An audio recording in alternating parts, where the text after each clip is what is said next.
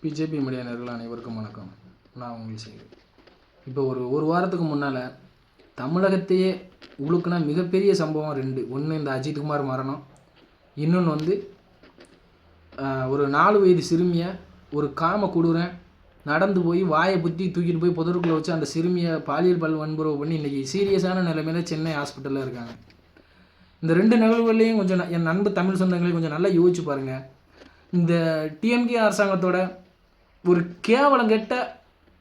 கேவலங்கெட்ட ஒரு மோசமான ஆட்சியை நடத்த தெரியாதவன் கையில் ஒரு குரங்கு கையில் பூமாலையை கொடுத்தா அந்த குரங்கு அந்த பூமாலையை என்ன செய்யுமோ அதைத்தான் இப்போ இருக்கிற டிஎம்கே அரசாங்கம் செஞ்சுக்கிட்டு இருக்குது. உண்மையாக கொஞ்சம் நல்லா யோசிச்சு பாருங்கள். போன எந்த ஆட்சியிலையுமே இந்த மாதிரி லாக்அப் மரணங்கள் வந்து எங்கேயும் இவ்வளவு கொடூரமாக நடந்ததில்லை. நம்ம எனக்கு தெரிஞ்சு நினைவில் இருந்தால் சாத்தான்குளத்து மேட்டுற மாதிரி அதுக்கடுத்து 1-2 ஏதோ ஒன்று நம்ம பார்த்துருப்போம்.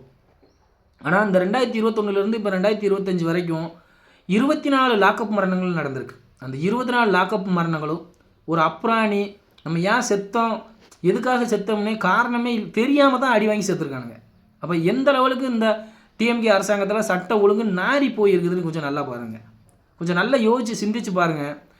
டிஎம்கே அரசாங்கம் வந்ததில் இருந்து நம்ம பெண் பிள்ளைகளுக்கு நம்ம ஒரு வயசு குழந்தையிலிருந்து சாக போகிற பாட்டி வரைக்கும் எல்லாத்துக்கும் இந்த டிஎம்கே அரசாங்கத்தால் ஒரு ஒரு எந்த இடத்துலையுமே பெண் பிள்ளைங்கன்னு போயிட்டால பயமாக இருக்குது. ஏன்னா அங்கே பக்கத்தில் டிஎம்கேக்காரன் எவனும் இருந்துருவானோ, டிஎம்கேக்காரனை பார்த்தாலே பயமாக இருக்குது. உண்மையாகவே எங்கேயாச்சும் நானே எங்கேயோ ட்ராவலிங்கில் எங்கேயும் பார்த்தோம், இல்லை எங்கேயாவது தனியாக ஏதோ ஒரு பெண்கள் இருந்துச்சுன்னா பக்கத்தில் யாராவது ஒருத்தர் நின்னா கூட ஐயோ இவன் டிஎம்கேக்காரனாக இருப்பானா, அந்த சகோதரிக்கு ஏதாவது இந்த பேரால் எதுவும் ஆகிருமோ அப்படிங்கிற ஒரு பயம் எனக்கு இருந்துக்கிட்டே இருக்குது.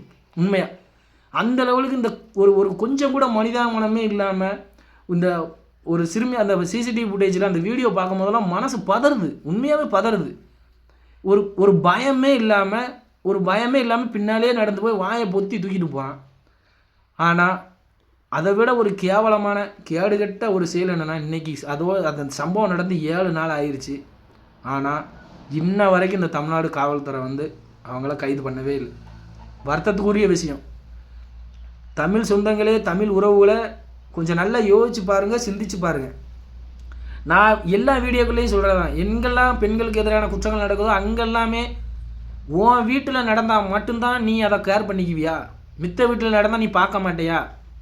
இதே மாதிரி தான் இன்றைக்கி அந்த 4 வயது சிறுமியை பாலியல் வன்புறவு பண்ணவனை இதுக்கு முன்னால் அண்ணா யூனிவர்சிட்டியில் அந்த சகோதரிக்கு நடக்கும் போதே நம்ம தமிழ்நாடு அவங்கள கொந்தளித்து இந்த தமிழக அரசை செருப்பால் அடிச்சிருந்தால், தமிழக முதல்வருடைய கட்டுப்பாட்டு கீழே இருக்கிற காவல்துறையை செருப்பால் அடித்திருந்தால், தெய்வ செயல் ஞானசேகரன் ஒருத்தனுக்கு சரியான தண்டனை வாங்கி கொடுத்துருந்தா தெய்வ செயல்னு ஒருத்தன் உண்டாக்கியிருக்க மாட்டான்.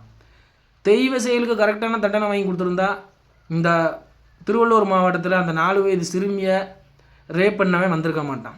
அதுக்கு முன்னால் ஒரு காக்கி யூனிஃபார்ம் போட்ட ஒரு சப் இன்ஸ்பெக்டரு ஒரு 6 வயது சிறுமியை மயக்க மருந்து கொடுத்து பாலியல் வன்புறவு பண்ணியிருக்கிறான். எல்லாத்தையும் கொஞ்சம் நல்ல எல்லாத்தையுமே நான் பாரதிய ஜனதா கட்சியில்காரங்கிறதுக்காக டிஎம்கே மேலே குற்றம் சொல்றதும்னு என் அன்பு தமிழ் சொந்தங்களை நீங்கள் யோசிக்கக்கூடாது.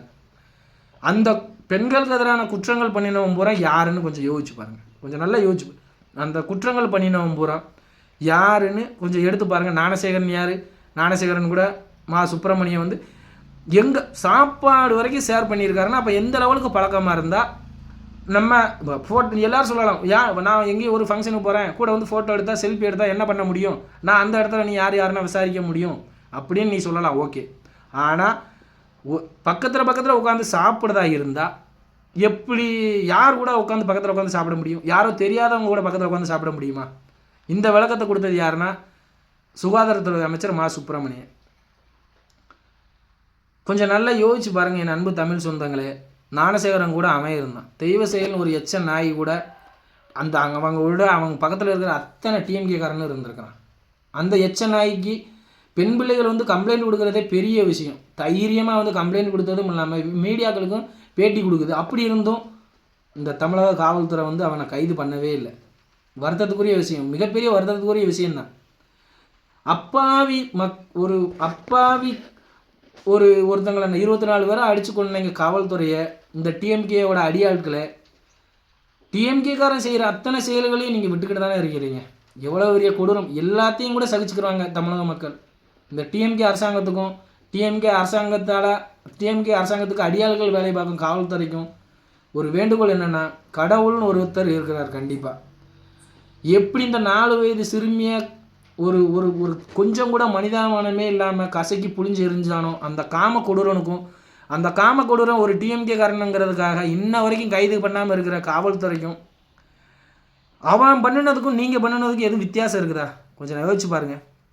அவன் ஒரு 4 வயது சிறுமியை ஒரு குழந்தைன்னு நினைக்காம பண்ணின அந்த காம கொடூரனுக்கு இல்லை, அந்த ஒரு கேடுகட்ட புத்திக்கும், அந்த கேடுகட்ட புத்தி உள்ளவனை இன்ன வரைக்கும் கைது பண்ணாமல் 8 நாள் ஆகியும் நீங்கள் கைது பண்ணாமல் விட்டு வச்சுருக்கிறீங்கன்னா, அப்போ அவன் பண்ணினதை விட ஒரு தப்பு நீங்கள் பண்ணது தானே?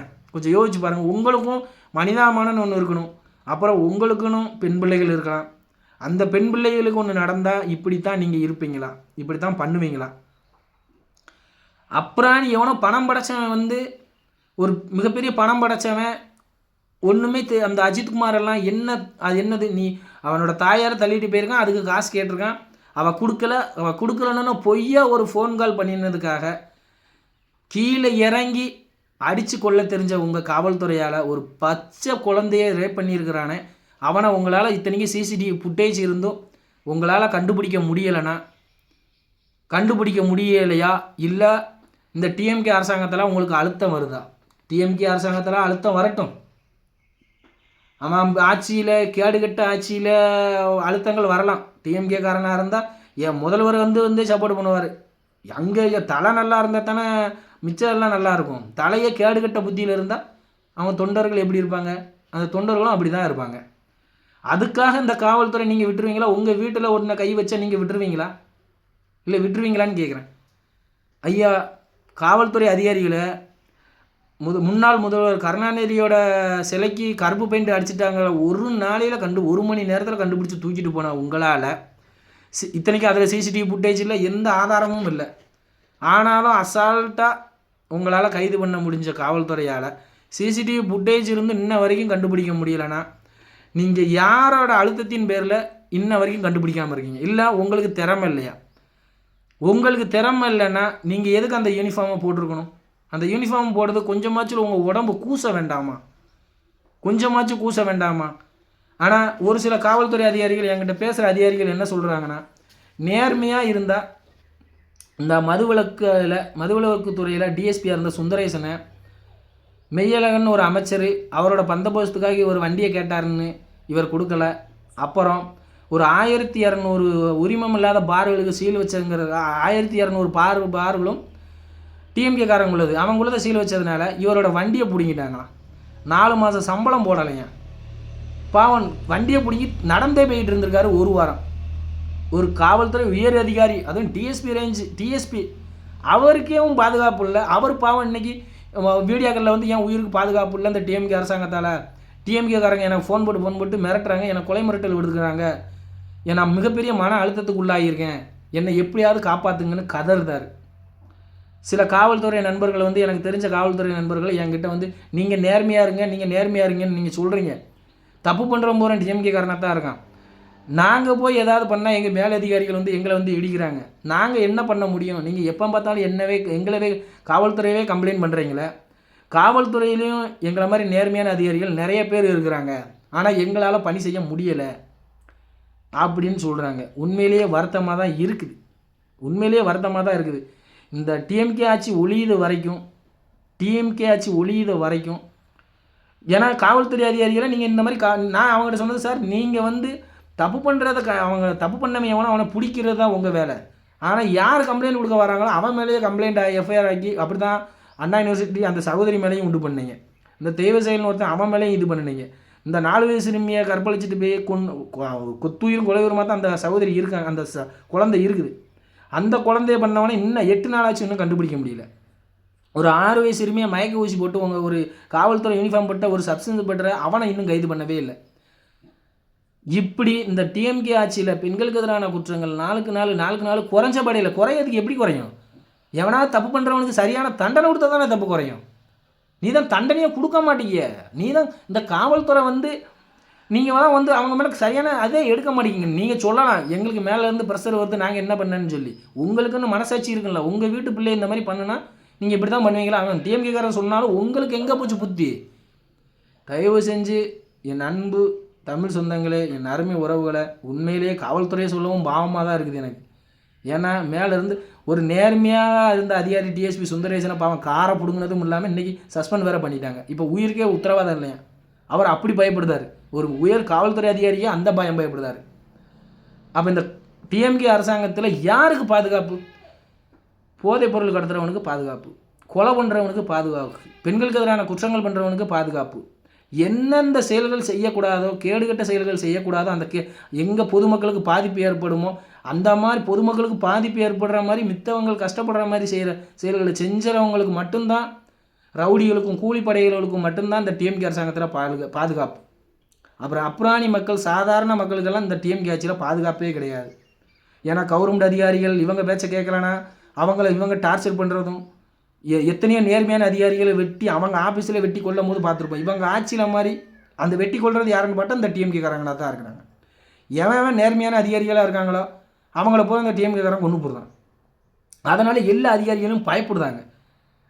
இந்த அதிகாரிகள்லாம் இப்போ டிஎம்கே வீட்டுக்கு வேறு வழி இல்லை, வேறு வழி இல்லாமல் அவங்களுக்கு அடியால் செயல்பட்டுக்கிட்டு இருக்கிற மாதிரி அந்த காவல்துறை அதிகாரிகளும் நம்ம சொல்லி வருத்தப்படுறாங்க. என் அன்பு தமிழ் சொந்தங்களே, இதுக்கெல்லாம் காரணம் யாருன்னு கேட்டால் 2021 அவங்க பண்ண அத்தனை அக்கிரமங்களையும் மறந்துட்டு அவங்களுக்கு ஓட்டு போட்டு நீங்கள் போட்டதுனால நீங்கள் மட்டும் கஷ்டப்படாமல் ஒட்டுமொத்த தமிழகமே கஷ்டப்பட்டுக்கிட்டு இருக்குது. தயவு செஞ்சு வருகிற 2026 சட்டமன்ற தேர்தலில் பாரதிய ஜனதா கட்சி அதன் கூட்டணி கட்சிகளையும் ஆதரித்து தமிழகத்தை மீண்டும் ஒரு நல்ல மாநிலமாக நீங்கள் உண்டு பண்ணணும்னு நினச்சிங்கன்னா பாரதிய ஜனதா கட்சியும் அதன் கூட்டணி கட்சிகளையும் நீங்கள் ஆதரிக்கணும். பாரதிய ஜனதா கட்சிக்கும் ஓட்டு போடணும். அப்போ தான் நம்ம தமிழகம் இனி அமைதி பூங்காவாக வாழும். இந்த டிஎம்கே அரசாங்கம் இன்னொரு டைம் ஆட்சிக்கு வந்தால் இந்த 4 வருஷத்தில் என்ன நடந்துச்சோ இதை விட ட்ரிபிள் மடங்காக நடக்கும். தைரியமாக என்ன வேணாலும் பண்ணுவாங்க. நம்ம பெண் பிள்ளைகளுக்கு பாதுகாப்பு இருக்காது. உங்கள் வீட்டு ஆண் பிள்ளைகள் போதைப் பொருளுக்கு அடிமையாகி அவன் வாழ்க்கையே சீரழிச்சு நின்றுவான். தமிழ்நாடே ஒரு 1950-60 எப்படி பீகார் இருந்ததோ அந்த மாதிரி தமிழகம் மாறிடும். தயவு செஞ்சு தமிழகம் அமைதி பூங்காவாக வாழணும்னு நினச்சிங்கன்னா, நீங்களும் உங்கள் குடும்பமும் பாதுகாப்பாக வாழணும்னு நினச்சிங்கன்னா பாரதிய ஜனதா கட்சியும் அதன் கூட்டணி கட்சிகளையும் ஆதரிக்கணும்னு உங்களை பணிவன்போடு கேட்டுக்கொள்கிறேன். நன்றி, வணக்கம். பாரத் மாதா கி ஜெய்.